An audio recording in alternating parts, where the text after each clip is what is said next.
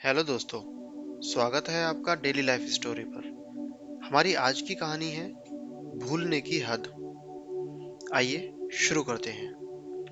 भुल्लू दर्जी अपनी भुलक्कड़पन के लिए पूरे गांव में मशहूर थे।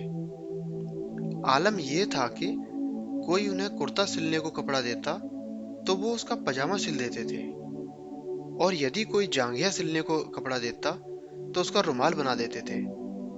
धीरे धीरे गांव वालों ने उनको काम देना बंद कर दिया। एक दिन उनकी पत्नी ने कहा, आपसे अब सिलाई का काम नहीं होगा। आप ये पैसे लीजिए और जाइए एक गाय खरीद कर लाइए। उसका दूध बेचकर हम लोग अपना गुजारा करेंगे। आपको अब कोई गांव वाला कपड़ा सिलने को नहीं देगा। भुल्लू जी पैसे लेकर गाय खरीदने को चल दिए, लेकिन रास्ते में भूल गए कि वो किस काम से आए थे। उन्हें याद आया कि उनकी बेटी बड़ी हो गई है, उसके लिए लड़का ढूंढना है। वो गाय खरीदना भूलकर बेटी का ब्याह तय कराए। घर वापस आने पर पत्नी से डांट खाकर चुप रह गए, लेकिन वो ये भी भूल गए कि बेटी की शादी का दिन कौन सा निश्चित किया है। और जब खुद ही भूल गए तो पत्नी को या गांव वालों को कहां से बताते। तय समय पर बेटे वाले बारात लेकर गांव के बाहर आ गए और बाजा बजाने लगे।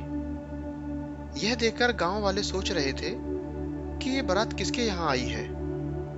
प्रधान जी को बारात के पास भेजा गया कि जाकर उन्हें बताइए कि वो लोग रास्ता भूल गए हैं, हमारे गांव में कोई शादी नहीं है। प्रधान जी बारात के पास पहुंचे और उन्हें बताया कि हमारे यहाँ तो कोई शादी नहीं है। आप लोगों को किस गांव जाना है मुझे बताइए, शायद मैं आपको रास्ता बता सकूं। उधर से जो जवाब दिया गया उसे सुनकर गांव वालों के होश उड़ गए। उन्हें समझ में आ गया कि ये भुल्लू दर्जी की करामात है। बेटी की बारात बुलाकर खुद ही भूल गया है।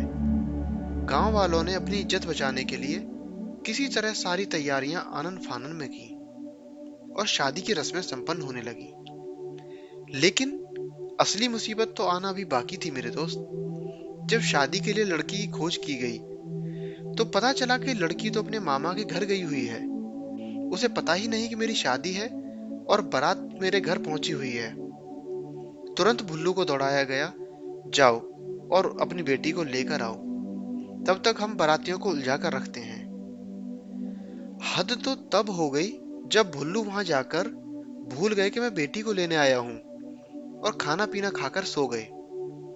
उधर जब शादी के समय लड़की उपस्थित नहीं हुई तो बाराती नाराज होकर जाने लगे। सुबह भुल्लू को याद आया कि अरे मैं तो बेटी को लेने आया था। बेटी को साथ लेकर घर से चल दिए। संयोगवश रास्ते में बारात लौटती हुई मिल गई। वहीं हाथ पैर जोड़कर भुल्लू ने एक मंदिर में अपनी बेटी की शादी कराई। तो दोस्तों, ये थी हमारी आज की कहानी। अगर आपको कहानी अच्छी लगी हो तो इसे लाइक करें, शेयर करें और हमारे चैनल को सब्सक्राइब करें। मिलते हैं आपसे बहुत जल्द दूसरी कहानी में। धन्यवाद।